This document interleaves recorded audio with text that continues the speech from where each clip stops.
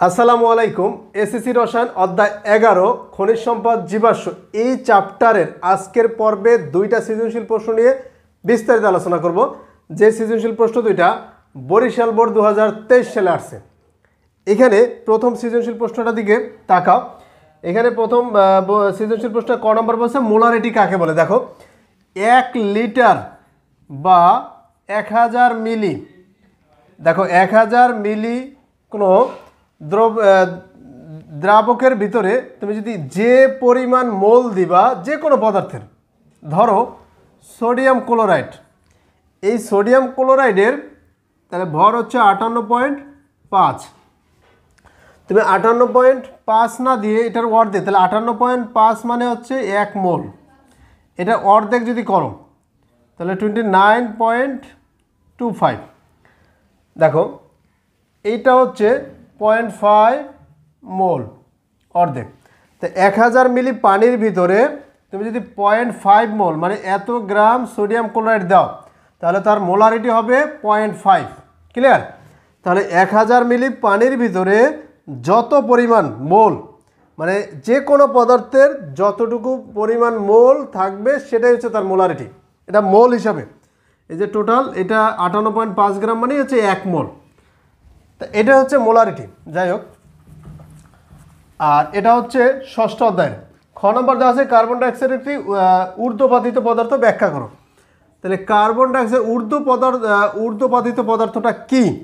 যে পদার্থকে তাপ দিলে সেটা তরলে পরিণত না হয়ে সরাসরি বাষ্পে পরিণত হয় সেটা হচ্ছে ঊর্ধ্বপাতিত পদার্থ।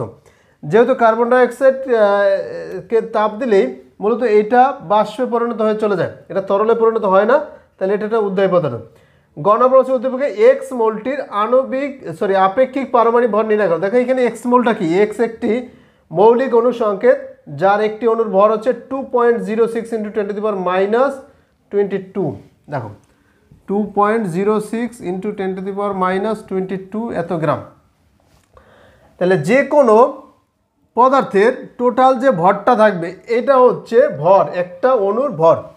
তাহলে যে কোনো পরমাণুর ক্ষেত্রে এই ভরটাকে 1.66 × 10⁻24 এটা দ্বারা যদি এটা দ্বারা ভাগ করে দাও তাহলে তার প্রকৃত যে আপেক্ষিক পারমাণবিক ভরটা বেড়ে যাবে। তাহলে আমরা জানি যে কোনো পরমাণুর প্রকৃত ভরটাকে এই নাম্বারটা দ্বারা ভাগ করে দিলেই আপেক্ষিক পারমাণবিক ভর বের হয়ে যাবে। আপেক্ষিক পারমাণবিক ভর, তো এই নাম্বারটাকে বলা হয় কার্বন 12 আইসোটোপের ভরের 12 ভাগের 1 ভাগ।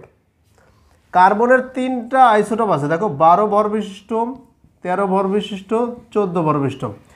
তো আমরা পড়ি মূলত এটাই। তাহলে এইটার যে ভর তার 12 ভাগের 1 ভাগই হচ্ছে এটা দ্বারা যদি এই প্রকৃত ভরটাকে ভাগ করে দাও তাহলে আপেক্ষিক পারমাণবিক ভর বেড়ে যাবে, এই যে 31.02। ক্লিয়ার? তাহলে আমাদের যেহেতু গণপ্রবাসী উদ্দীপকের এক্স মোলটির আপেক্ষিক পারমাণবিক ভর নির্ণয় করতে এটা বের হয়ে গেছে। এরপর দেখো ঘ নম্বরে কি বলছে। ঘ নম্বরে বলছে এম থেকে পলিমার প্রস্তুত করা সম্ভব, সমীকরণ সহ বিশ্লেষণ করো। এখন এমটা কি? এমটার এখানে সাধারণ সংকেত দেওয়া আছে, দেখো এম সমান CnH2n-2। ক্লিয়ার? তাহলে CnH2n-2 আর n এর মান হচ্ছে 3, n = 3।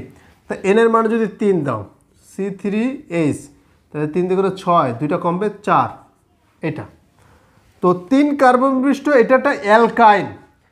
এটা থেকে আমরা পলিমার তৈরি করব। এখন 3 কার্বন বিশিষ্ট পলিমারের ক্ষেত্রে আমরা জানি যে অ্যালকিন থেকে মূলত পলিমার তৈরি করা যায়, অ্যালকিন। তো এটার সাথে তুমি হাইড্রোজেন সংযোজন বিক্রিয়া করো, যেমন CH3C 3টা বন্ড CH। দেখো তো এটার সাথে হাইড্রোজেন সংযোজন বিক্রিয়া করে অ্যালকিন তৈরি করবে, CH3 CH double bond CH2। দেখো অ্যালকিন তৈরি করবে। তো এটা কি? এটা হচ্ছে প্রোপিন। তা প্রোপিন থেকে পলিপ্রোপিন তৈরি করা যায়। এই প্রোপিনটাকে আমরা এই বন্ডটা এইখানেও দিতে পারি, তখন এইখানে হাইড্রোজেন হয়ে যাবে 2টা, এইখানে হাইড্রোজেন হয়ে যাবে 3টা, আমরা এইভাবে দিতে পারি। দেখো তার মানে প্রথমে আমরা অ্যালকাইন থেকে অ্যালকিনে চলে গেলাম, প্রোপিন হয়ে গেল। এই প্রোপিন থেকে পরবর্তীতে মূলত তৈরি করা যায়। তাহলে শেষ পর্যন্ত আমাদের এখানে CH2 ডাবল বন্ড CH, আর এইটা মূলত ওই যে এটা থাকবে শাখা হিসাবে, কারণ এইখানে এটা আগের পর্বে আমরা এইটা হুবহু ছিল এইভাবে, যখন এই একটা বন্ড ভেঙে যাবে এই পাশে একটা হাত খালি হয়ে যাবে, এই পাশে একটা হাত খালি হয়ে যাবে, তখন কিন্তু এই কার্বনের একটা বন্ড খালি মানে হাত খালি থাকবে। তো শেষ পর্যন্ত আমাদের এইভাবে লেখা যায় CH2CH। এই ব্র্যাকেট দেওয়ার অর্থ হচ্ছে এটার সাথে শাখা হিসাবে আছে। এখন এইখানে যদি এই বন্ডটা ভেঙে যায় তাহলে এইখানে আমরা লিখতে পারি এই বন্ড, তার মানে এই বন্ডটা হচ্ছে মূলত এই কার্বনের না। ক্লিয়ার? তো এখানে n সংখ্যক, আমরা যদি n সংখ্যক নেই, n সংখ্যক মিলে একটা চেইন তৈরি করবে। ক্লিয়ার? তাহলে এটা ছিল আমাদের ঘ নম্বরে, যে M থেকে পলিমার প্রস্তুত করা, সেটা প্রোপিন থেকে পলিপ্রোপিন তৈরি করা যায়। এখানে তোমাদের অ্যান্সারে দেওয়া আছে একদম, যে এটাকে এইভাবে না লিখে তারা এরকম উপরে দিয়ে দিয়েছে CH3, তখন এই বন্ডটা ভেঙে গিয়ে এইটা খালি হয়ে যাবে। তো এখানেও সেমভাবে ওই রকমের আসে যে CH3 এই একটা হাত খালি। তো এভাবেও লেখা যায়, অথবা আমি যে ব্র্যাকেট আকারে দিয়েছিলাম সেভাবে কিন্তু লেখা যায়। ক্লিয়ার? উচ্চ চাপ লিখব। এখানে দ্বিতীয় সৃজনশীল প্রশ্নটার দিকে তাকাও। এইখানে প্রথমে বলছে পারমাণবিক শ্বাস কাকে বলে। দেখো, ধাতব বন্ধনের ক্ষেত্রে ধাতুগুলো এরকম করে থাকে, যেমন অ্যালুমিনিয়াম এরকম করে পাশাপাশি থাকে। তো এই ধাতব বন্ধনের ভিতরে যে ধাতুগুলো আছে তারা ইলেকট্রন ত্যাগ করে, যেমন অ্যালুমিনিয়াম 3+3+3+3+, তিনটা করে ইলেকট্রন, সেই ত্যাগকৃত ইলেকট্রন এরকম করে সঞ্চরণশীল ইলেকট্রন হিসেবে থাকে। দেখো, তাহলে এইগুলোকে বলা হয় পারমাণবিক শ্বাস। এই যে প্রতিটা যে পরমাণুর যে ধনাত্মক, এইটাকে বলা হয় পারমাণবিক শ্বাস ত্যাগ করার পর। কিন্তু তাহলে অ্যালুমিনিয়াম 3+, এটাই হচ্ছে পারমাণবিক শ্বাস। মূলত এই যে সঞ্চরণশীল ইলেকট্রন, এই সঞ্চরণশীল ইলেকট্রন বা মুক্ত ইলেকট্রন ফলেই ধাতুর মধ্য দিয়ে এক প্রান্ত থেকে অন্য প্রান্তে বিদ্যুৎ চলাচল করে। এটা হচ্ছে তাহলে পারমাণবিক শ্বাস। ওকে, এরপরে খ নম্বরে বলছে পরমাণুতে বর্ণালী সৃষ্টি হয় কেন। দেখো, এটা ধরো নিউক্লিয়াস, এই নিউক্লিয়াসের চারপাশে কিছু অনুমোদিত কক্ষপথ আছে। তো এখান থেকে কোনো ইলেকট্রন ঘুরতে ঘুরতে যদি শক্তি শোষণ করে, তাহলে শক্তি শোষণ করলে সে এই নিম্ন থেকে উচ্চ কক্ষপথে চলে যায়, শক্তি শোষণ করে। তখন এইখানে কিছু পারমাণবিক বর্ণালী সৃষ্টি হয়। আবার উচ্চ শক্তি স্তর থেকে যখন নিম্ন শক্তি স্তর চলে আসে, যেমন এটা থেকে এটা আসতে পারে অথবা এটা থেকে এটা আসতে পারে, তাহলে উচ্চ শক্তি স্তরে নিম্ন শক্তি স্তরে কখন আসে? যখন শক্তি বিকিরণ করে। তাহলে শক্তি শোষণ করে যখন নিম্ন শক্তি স্তর থেকে উচ্চ শক্তি স্তর যায়, অথবা শক্তি বিকিরণ করে উচ্চ শক্তি স্তর থেকে নিম্ন শক্তি স্তরে আসে, তখন কিছু পারমাণবিক বর্ণালী সৃষ্টি হয়। এগুলোই হচ্ছে পারমাণবিক বর্ণালী। এখানে বিস্তারিত লেখা আছে, সেটা পড়ে না। আচ্ছা, গ নম্বর বছর উদ্দীপকের এক্স থেকে মৃত প্রাণীর দেহ সংরক্ষক তৈরি করা সম্ভব কিনা সমীকরণ সব ব্যাখ্যা করে। এক্সটা কি? এক্স বলছে অ্যালকোহল শ্রেণীর প্রথম সদস্য। আচ্ছা, অ্যালকোহল শ্রেণীর প্রথম সদস্য মানে মিথানল।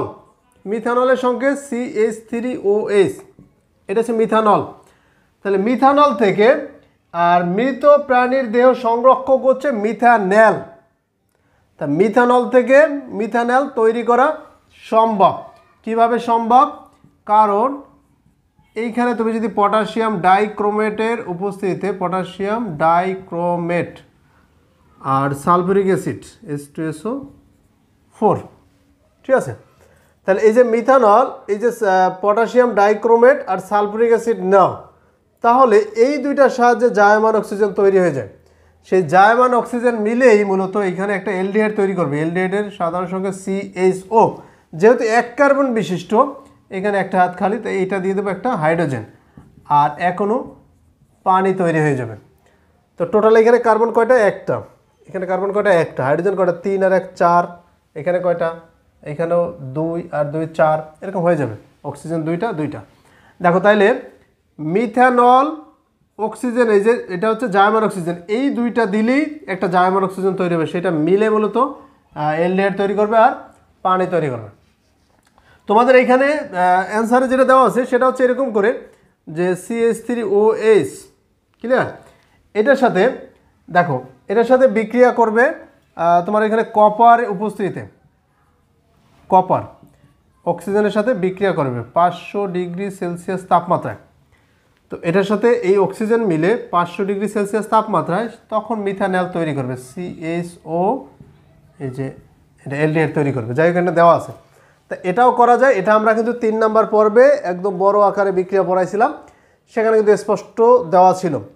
আর এটা হচ্ছে এইখানে তোমার অ্যান্সার দেওয়া আছে, এভাবে করা যায় যদিও। তো এটা ছিল আমাদের গ নম্বরে। তাহলে কারণ হচ্ছে মিথানলটাই হচ্ছে মৃত প্রাণীর দেহ সংরক্ষক, এটাকে ফরমালিন বলা হয়। যাই হোক, এরপর ঘ নম্বর হচ্ছে উদ্দীপকের ওয়াই থেকে জেড প্রস্তুত সম্ভব কিনা। ওয়াইটা কি? ওয়াইটা হচ্ছে ক্যালসিয়াম কার্বাইড। দেখো এই যে ক্যালসিয়াম কার্বাইড, কার্বন 3টা বন্ড, এটাকে এইভাবে লেখা যায় ক্যালসিয়াম C2। ক্যালসিয়াম কার্বাইড দেখো পানির সাথে বিক্রিয়া করে, তাহলে ক্যালসিয়াম কার্বাইড পানির সাথে বিক্রিয়া করে এখানে অ্যালকাইন তৈরি করে, CH 3টা বন্ড CH, ক্লিয়ার। আর তৈরি করে ক্যালসিয়াম হাইড্রোক্সাইড। দেখো তা এই ক্যালসিয়াম, তাহলে এখন এখানে আমাদের বুঝতে হবে যে এই যে ওয়াই যৌগটা ক্যালসিয়াম কার্বাইড, এই ক্যালসিয়াম কার্বাইড থেকে জেড প্রাকৃতিক গ্যাসের মূল উপাদান কি? মিথেন তৈরি করতে হবে। তাহলে এটা থেকে আমাদের মিথেন তৈরি করতে হবে, ক্লিয়ার। তো দেখো এটার সাথে পানি বিক্রিয়া করলে ইথাইন পাওয়া যাবে। ইথাইন থেকে তোমার মূলত মিথেন তৈরি করতে হবে। 3 নম্বর পর্বে এরকম ধাপ ছিল। তো এটার সাথে প্রথমে তুমি কি করতে পারো, দেখো এটার সাথে প্রথমে তুমি যদি বিক্রিয়া করাও, CH 3টা বন্ড CH, এটার সাথে যদি আবার তুমি পানির বিক্রিয়া করো H2O, তাহলে এখানে এলডিহাইড পাওয়া যায়, CH3CHO। দেখো এলডিহাইড পাওয়া যাবে, ক্লিয়ার। তো এই এলডিহাইডের সাথে পরবর্তীতে ধাপে ধাপে কার্বক্সিলিক অ্যাসিডের দিকে যাওয়া যাবে। তো এটা হচ্ছে এলডিহাইড CH3CHO। তা এইখানে একটা জায়মান অক্সিজেন তৈরি হবে। কেন জায়মান অক্সিজেন তৈরি হবে? কারণ পটাশিয়াম ডাইক্রোমেট আর সালফিউরিক অ্যাসিড। দেখো এই ইথানল, পটাশিয়াম ডাইক্রোমেট আর সালফিউরিক অ্যাসিড H2SO4, এই দুইটার সাহায্যে জায়মান অক্সিজেন তৈরি হবে। তখন তৈরি করবে CH3COOH।